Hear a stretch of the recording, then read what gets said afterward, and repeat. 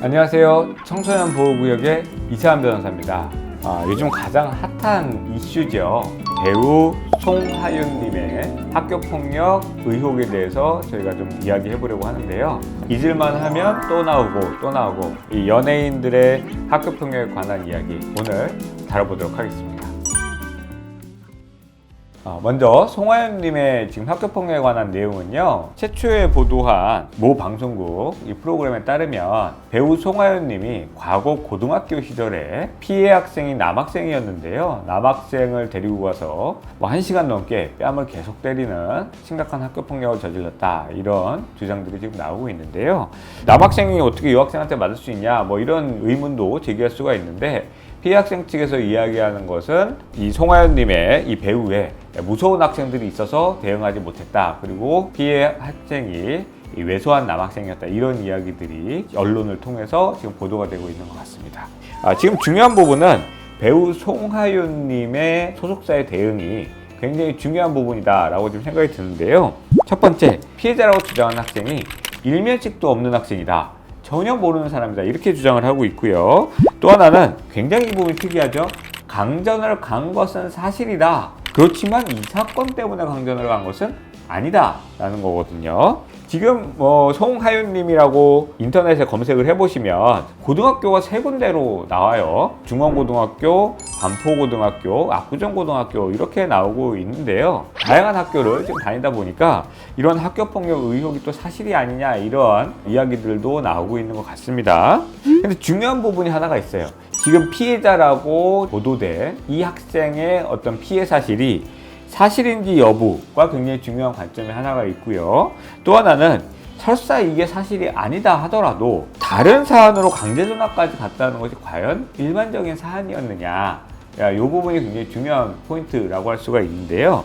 왜냐하면 송하윤님의 나이가 86년생으로 나오고 있거든요. 86년생이면 학교폭력 예방법이라고 하는 학폭이라고 하는 절차를 처음 만든 시대다라고 볼 수가 있어요. 사실은 저 때는 학폭위가 없었거든요. 그러다가 이제 제가 졸업하고 나서 몇 년 있다가 학폭위가 생겼는데, 이 학폭위는 최초에 시행됐을 때까지만 해도 그렇게 중한 조치를 내렸던 것 같지는 않아요. 이 시기에는 지금처럼 교육청에서 하고 있지도 않았습니다. 그 학교 내에서 운영되어 왔고, 사실상 그 당시만 해도 전문가가 그렇게 많이 참여하고 있다고 보기는 어려워요. 이제 교육청에서 열리기 전부터 저도 학폭위 심의위원을 했지만, 학교에서 열릴 때는요, 저희 같은 이제 법률 전문가라든지 이런 분들이 많이 참여를 못하는 경우가 많았고, 그렇기 때문에 학부모님들이나 선생님, 이렇게 이제 구성이 되어서 이루어지는 경우가 많았습니다. 그런데 이러한 시행 초기에 강제전학 처분이 나왔다는 것은 대단히 심각한 학교폭력에 연루되었다, 이렇게 봐야 될 것 같고요. 지금도 마찬가지입니다. 강제전학 처분이 내려지는 것은 일상적인 학교 생활에서 이루어지는 학교폭력의 수준을 넘은 상황이다, 이렇게 보시는 것이 합리적이다, 이렇게 보셔야 될 것 같아요. 이 학생 측에서는 지금 송하윤님이 일면식도 없다, 이렇게 반응을 하니까, 그렇다면 나를 허위사실 명예훼손으로 고소해라, 허위사실 명예훼손으로 고소하면 그것에 대해서 우리 사실관계를 따져보자 라고 주장을 하고 있어요. 그러면 왜 피해자 학생 측 입장에서는 배우 송하윤님을 상대로 본인 스스로가 고소를 하지 않고 허위사실 명예훼손으로 나를 고소해라 라고 이야기를 하고 있을까요? 이 사건이 발생한 것이 2004년쯤이라고 이야기하고 있죠. 지금 벌써 20년 가까이 경과를 했어요. 그렇다고 한다면 공소시효가 지났을 가능성이 높죠. 그래서 본인이 고소를 한다 하더라도 수사가 진행되기는 어려운 사건입니다. 그렇기 때문에 송하윤님이 만약에 사실이 아니다라고 하면 본인을 허위사실 명예훼손으로 고소를 하라는 것이죠. 지금 본인이 밝힌 것은 시효가 지났을 리가 없잖아요. 얼마 전에 밝혔기 때문에. 그럼 이 사건으로 기존 사건이 사실 여부에 대한 판단을 본인이 받겠다, 당당하다, 이렇게 지금 이야기하는 것이고요. 송하윤 입장에서는 소속사에서 피해자분이 이야기하는 시점과 전학을 간 시점이 전혀 다르다, 이 부분에 대한 적극적인 반론을 펴고 있는데요. 전학을 간 시점도 굉장히 중요한 부분이긴 합니다. 다만 중요한 건 뭐냐면, 지금 이 송하윤님에 관한 이 학폭 의혹에서 많은 국민들이 관심 있어 하는 것은 이 사건에 직접적인 관련이 있냐 없냐 여부도 굉장히 중요하지만, 어찌되었든 학교폭력으로 인해서 강제전학을 갔다는 것은 소속사 입장을 통해서 본인도 인정을 하고 있는 것이잖아요. 학교폭력을 통해서 강제전학을 갔던 사실이 있다는 것, 이거 자체가 굉장히 충격을 준 것이 아닌가라는 생각이 들고요.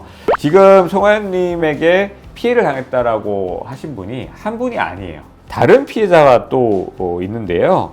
이 피해자는 과거 반포고 재학시설이라고 학교까지 특정이 됐죠. 송하연님을 포함한 3명으로부터 집단 폭행을 당했고, 그때 송하연님도 피해 학생을 손과 발로 때렸다, 이런 취지라고 보시면 될 것 같은데요. 이 학생은 특이한 것이 전치 4주 이상의 진단서까지 발급된 것으로 지금 보여요. 그럼 진단서가 있다는 의미이고, 다만 물론 진단서가 이 프린트 형태로 존재하지 않으면 20년이 지났다라고 한다면 남아있을 것인가의 여부는 확신할 수 없을 것 같네요.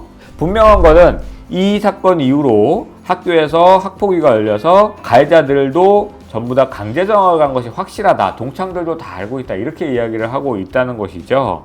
그런데 여기서 특이한 점은 이 사건에서 송하연님의 소속사 입장인데요. 집단 폭행에 연루되어서 강제전학 간 건 맞다. 그런데 송하연님은 짝꿍이었던 피해자의 등교 사실을 가해 학생들에게 전달해 준 것일 뿐 직접적인 폭행은 자기는 가담하지 않았다라고 밝힌 것으로 언론에 나오고 있는 상황입니다. 피해 학생은 송하연님에게 직접 맞았다라고 이야기를 하고 있고요. 그것이 사실인지 여부는 당사자들만 알 수 있는 내용입니다.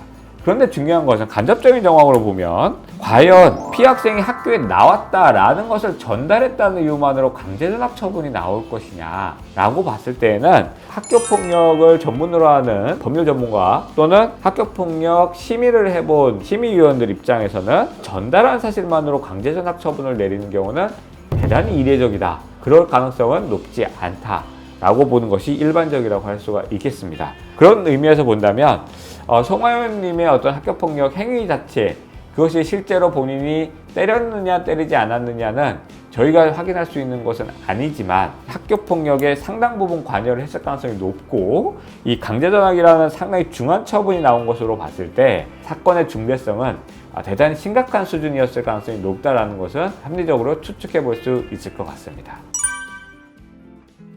자, 오늘은 송하연 배우님의 학폭 의혹에 대해서 저희가 이야기를 나눠봤는데요. 본인이 전혀 가담한 사실이 없다라고 한다면 상당히 억울한 일이 될 수도 있겠는데요. 학교폭력을 통한 강제전학 처분에 대한 것은 앞으로 피해자 측에게도 또는 그거에 관련되어 있는 많은 분들에게도 적극적인 사과와 충분한 반성이 필요한 것이 아닌가라는 생각이 듭니다. 그럼 다음 시간에는 과연 어떤 경우에 강제전학 처분이 나오는 것인지, 일반적으로 강제전학 처분이 나오는 사안들에 대해서 살펴보도록 하겠습니다. 오늘 시청해주셔서 감사합니다. 다음에 다시 만나요. 안녕.